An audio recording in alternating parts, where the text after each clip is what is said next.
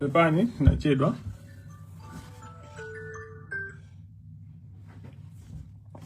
Panali zambiri zikuchitika. Zambiri zikuchitika ndithu. Yeah, so tidikirira kuti anthu abwere. Alizeze wayi. Gwamba mmamoba mmampezera zeze anthu ndaona. Zeze ifando fasa. Gwamba msibani simu muchula gwamba ndafusa mafusa gwamba simunakambe bukina kali konse. Zeze ifando ndo fasa amasekera ali ese ndimmampezera. Gwamba sunaya magula magali moto nagula gali moto. Somu kumfusa bandi gwamba.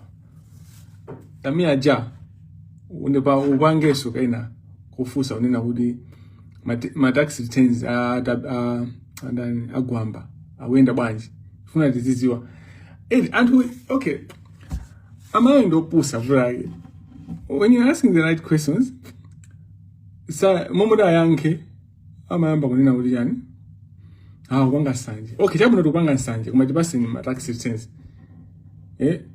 tipase ni ma tax returns ikamata mwezi uno wa February tupasa nthawi week 2 mutipase ma tax returns ndipo anthu ambiri amene chuma chanu tikuziwa mmene machionesera tufuna tione ma tax returns chifukwa zoti pusisayi ana ambiri akuzungulira mtown kusowa chochita kugwidwa njakata chifukwa choti they are getting pressure from anthu onena kuti zinthu zawo sikuti zimayenda bwinobwino. I recall boma la Chabwerano when Chabwerano was president.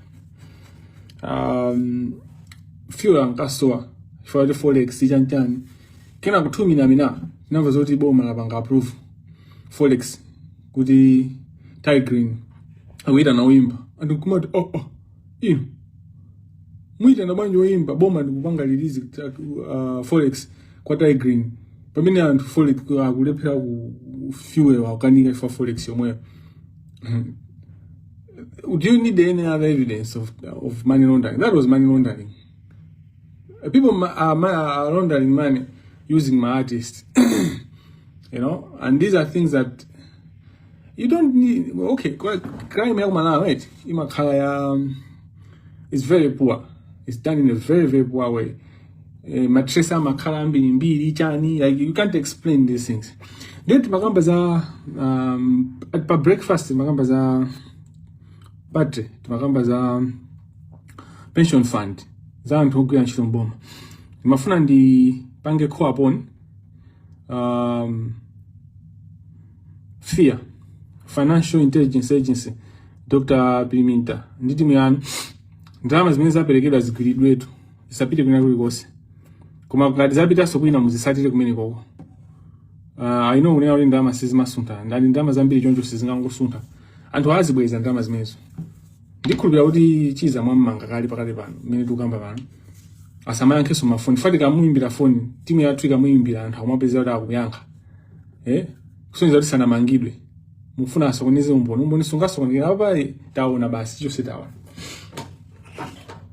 napanga promise kuti okay tikamba za court sausage titambasula tizichula modzi ino ndi register komano anthu sanakwanetu. Kuma ikapitira 10 minutes tipitirira before we respect your time and nthawi ya ntchito ino komano ndithu tichula aliyese mmene tikuziwira osaopa corruption. Okay, mbava ito I don't understand amaya kuti timaopa mbava we're very afraid of criminals. Mbava imakhala yamantha.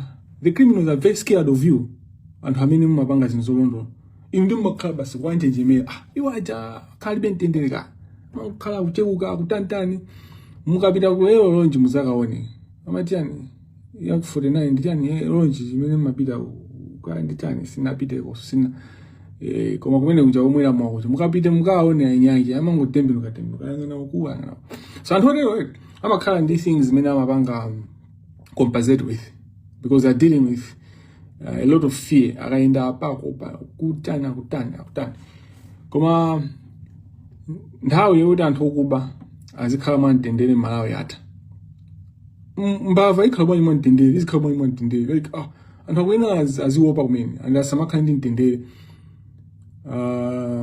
malamulo agwira ntchito kungoti katero imene ili kulikonse ndi anthu awo amene amateteza ku polisi, ndi anthu awo amene amateteza ku army. Timaziwa kulilonge golf club, we know the military generals that are part of this crime club, anthu amene mapanga benefit crime ya ku military, corruption ya ku military. Ku military kwachitika mwaba kwambiri kumene kuchazi anthu zonena kuti zindalama. So timakamba za trust fund nde Maumboni akubwerabe akuti kuna representation kumeneko, presentation yo chani moteremo ndi presentation igwisidwa ntchito kuti amene anapanga presentation yo akuyena kukhala kuti anali mu deal yomweyo, so yotusisa ndalama. Nde we don't want to damage the bigger picture of fighting against corruption. So tukufufuzabe sikuti tukuteteza wina aliyense. And bwezi nkhani isana nafika when afika hapana kaudi someone is an exception. Sizingalephere kunena kuti zinthu zikuena kuti tipeze information more and muzitipasa information ifeyo. You know, the funny thing is really you'd want to hold this page more accountable than you hold SB accountable, than you hold the office of the attorney accountable, than you hold the office of the director of public prosecutions accountable. It's very funny. Let us pray. In the name of the Father, Son, and the Holy Spirit. Amen. He who dwells in the shadow of the Most High, who abides in the shadow of the Almighty, he will say, the Lord, my refuge and my fortress, my God in whom I trust. For he will deliver you from the snare of fire and from the deadly pestilence. He will cover you with the pinions, and under the wings you will find refuge. His faithfulness is a shield and a buckler. You will not fear the terror of the night, nor the arrow that flies by day, nor the pestilence that stalks in darkness, nor the destruction that wastes at noonday. 1,000 may fall at your side, 10,000 at your right hand, but it will not come near you.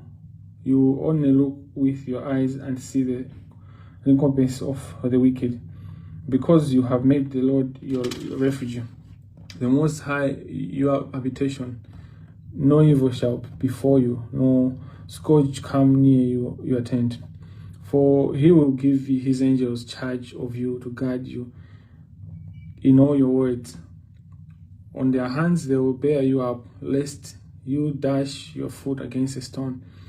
You will tread on the lion and the adder, the young lion and the serpent.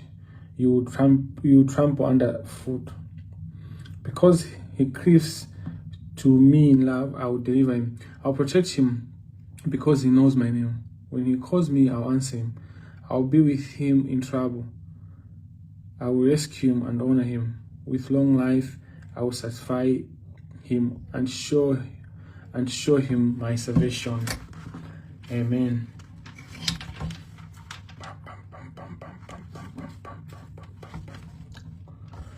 Praise to the people, praise to the people, people of God, gather around the table, eat his body and drink his wine. Gather around the table, eat his body and drink his wine. Christ gave himself before he died. Read Psalm 23 also. Oh, sorry. Psalm 23. I ended up going to Job 23, so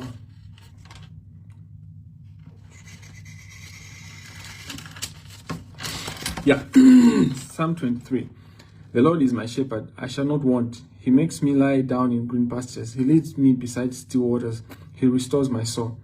He leads me in paths of righteousness for his name's sake. Even though I walk through the valley of the shadow of death, I fear no evil, for thou art with me, thy Lord and thy staff, they comfort me. Thou preparest a table before me in the presence of my enemies. Thou anointest my head with oil, my cup overflows. Surely goodness and mercy shall follow me all the days of my life, and I shall dwell in the house of the Lord forever. Amen. So I was talking to a friend, a very dear friend, and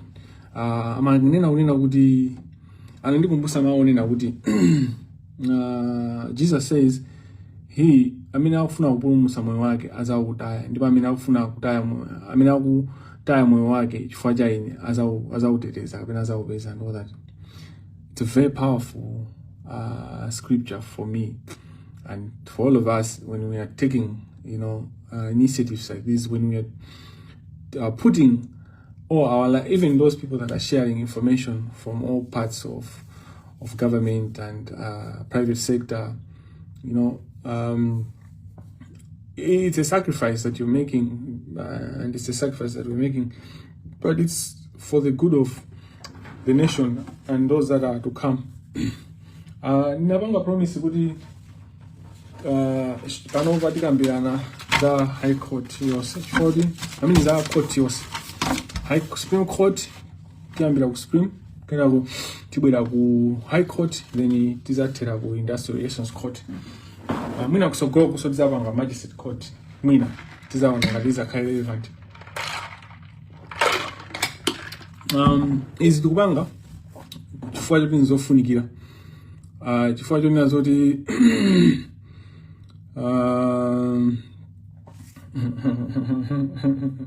I'm hearing something like they're saying he's drinking wine, driving his whatever. Tubanga fadin corrupt kapina kateo ya corruption. Imapanga spread rumor na kuti Kamangila ngochukua wina aliyese. Kamangila aliyese ndo yipa wabwino ndiye. Kugwiza na zine zozo. Ndani nabo ndo wabwino ine ngoti ndisina corruption. Kumaso simbi ya tax ya Malawi. The idea is kuti tikuoneseni kuti ndi less than 10% ya judiciary imene kusokoneza, ndipo nkulukuta moyo akwena atithandize kuti anthu amene wati achose. Ne tiyambira ku Supreme Court, anthu ake ndawawa alipo, mukuona anthu awa alipo 11. Maina kumaiziwa court yanu, you need to know your court. You see, these are the Supreme Court judges of the Supreme Court, senior counsel. There you are. So, Kamangila, without doubt, he's corrupt. Corruption now, the one proven is a corruption from omission. He has omitted to act as a head of the judiciary. Ma complaints ambiri amene anapita okuza Ken Manda, ma complaints amene anapita Ajikoba, ma complaints amene anapita ama judge osiyana. Komanso osadikira complaint because court chito yake ndikukhala ndi high standards.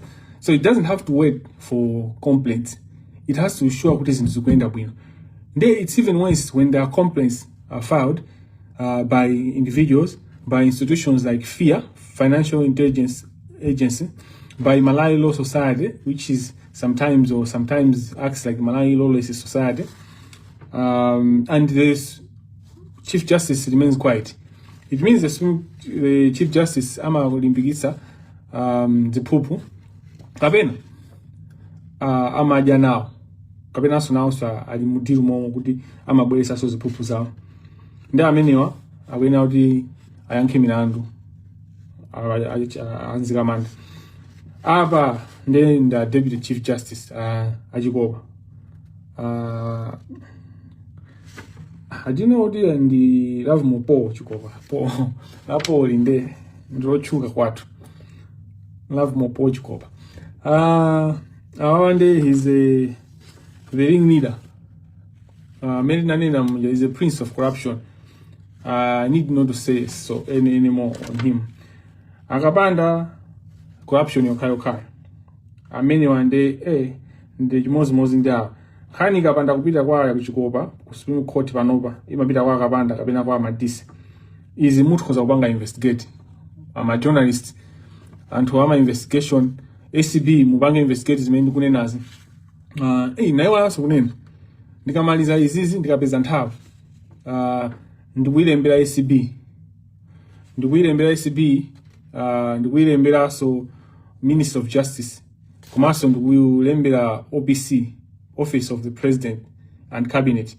My allegations also, naye wala kunena. Panopa ndili confidence with the government that is in power. So Maumboni amene now, I'm now going to officially lodge complaints, not just state these things. So I'm going to put down. So amene muliso ndi Maumboni anu okhuza anthu awawo ogwirira bwino ndi tipanga we make a call mutumize zogwirika bwino muziwe kunena kuti kanena chonchi awonso okubawa amatumiza Maumboni aboza. So tika ndi ntchito zikabwera zinje timayamba kuzi ukuta. So tikufuna kuti anthu amene atchulawa mwina ena tifesi ineyo sinapeze kapena anthu ena sanapeze kuti ndacorrupt. Amene sinapeze koma inuyo mundu mboni wogwirika kuti wakuti also amene nde mutipase. We don't want to leave anyone behind. We are cleaning this judiciary. Apotani ni munthu wabwino kwambiri, a very good person, very calm, friendly, amacheza ndi wina aliyense, but he's the laziest judge I've known. He doesn't do anything. Kuyambira ku high court sankalimba ma judgment. So that's also a form of corruption. So akwena sakayankhe milandu amene ku Judicial Service Commission. Nditayamba kumene uloya ndamaliza school 2015 kuchangu. Nakafika ku law firm ya Napambo and Company. And I'm grateful to Mr. Napambo. Mr. Napambo, this I've never told anyone in terms of the public. But the one that, so the funny thing is, naipeza nchito yoka gwira nchito. Rather napeza nchito yoka gwira kwa Napambo. Ya uloya ya kwa Napambo. Ndili ku school, ndisana joke. And amena ndibanga connect kwa Napambo nali Professor Kamangila. I think anaiwala sama kumbukira. Sina kumbuseko. But yeah, Professor Kamangila ndamena nabanga recommend kwa Napambo kuti ndikayambe nchito. So I started actually the last semester break, the holiday just before finishing school. When I went, why I wanted to mention Napambo, he welcomed me into the legal profession as a Gadimwana. He didn't treat me like an employee. I don't know, I don't know Gadanzanga Sanga the testimony mene. I don't know Gadanapamba Makumbugira, but Mr. Napambo, senior, when I started Anandi Gulida, Kadundwa Nyumba, he bought me furniture. He gave me money to buy furniture. You know, Galimodo, Anandi Gulia, Galimodo Yajani, Yoyambira Meninga Gwera Kaitoya. 2015 is guy. Inali paso ya lady. So you can see he was wise. He taught me what to be a lawyer is. He says so umayamba bangono. Like he focused on the important things. Kundi gulia zinza nyumba. You know, osati kundi gulira katundwa nyumba Mr. Napambo. I'm very grateful for that. Dinkada ndaola za Galimodo udana nikuya paso. Come on now, I understand. He taught me a lesson. You start slow. Mina so jimene najogera kwa mwansanga kwa Napambo. Chifaja mina Galimodo sima nisangasa. Safety. Man can you safety? It wasn't safe. It wasn't safe. But I wanted to be grateful to Mr. Napambo for treating me very respectfully and all that. So ndili kwa Napambo kani mini magam ndili kwa Napambo. Nadenga guess file. Ndayo wala mapates. Komano inayokuza land. And land yake nayo kugumula nabita kumeneko ena wa maimilo ndali goed lawyer Mr. Piri. Naipanga argue case ja kubwelesa mpana ukatenga akulanzi kuzapanga ma measurements. Kana watu amene kuti wadikiraso mina case imene imefika ne 2015. Nayi kuti inali ya 2001. Inali before achikopa. So inali before aputana achikopa so nawa alwera. Chichose zinavurage chichose amafuna aliyepo. That's the problem. So case imene before Justice Potan. Then he was in the High Court, of course. Inayudi akhala more than 14 years. Chomwe makhalira kesi chifukwa judge sakulongoswa. Ine nayitamangisa kesi tamangisa mene kunenamo chichonso kupanga kumadikira judgment. As of 3 years ago, now ndana pambo of 3 or 4 years ago, amandu fusanga dinali available kuti nditenge so kesi. You can ask my lawyers about justice of appeal Apodan. I was surprised to see that he was a president of election case, the constitutional court, because I was like, I'm a remember so my judgment, I mean, but anyway, God only knows. The Chibongwe Judge Guru, muntu kala judge in Kusamalemba Zigamu. Like you're not a judge. A judge writes judgments, you know. So if you are not a judge, I mean, if you can't write judgments, then you're not a judge. You shouldn't be a judge. But still, you're being promoted to the Supreme Court. That's an insult to Malawians. These people, I hear that they get paid more than sergeants, 3 times, more than 3 times. And then go call mango mamua, kakumatani, kakumabita kukolona. Situ kulesa kumabita kukolona, kakumabita kuchechi, kakumatani, kakumabanga ma business kaundi munda, kumabita kukalima, but save the public.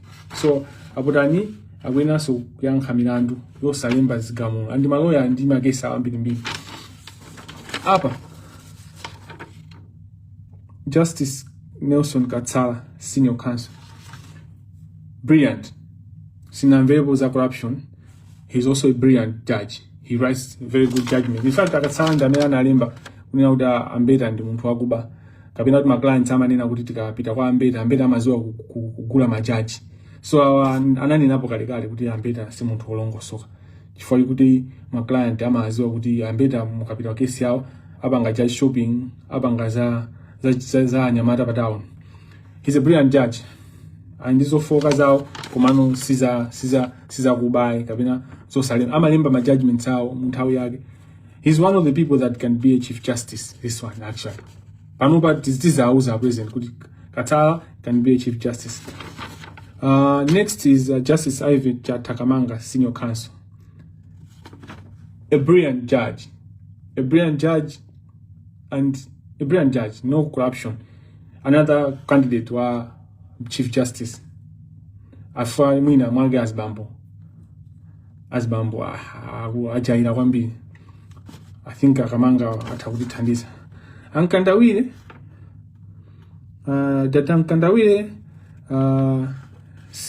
ndaji zabo nawo masini aziwa mbili zao. Sindi waziwa mbili zao.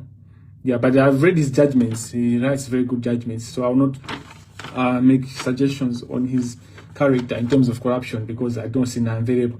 I mean, muni now mkhani zao mutakutumiza tukupasani my details. Then you have Justice Sylvester Kalembera. Justice Sylvester Kalembera is one of the brilliant judges. In fact, in criminal law, one of the judges that has developed jurisprudence in Malawi is Justice Kalembera.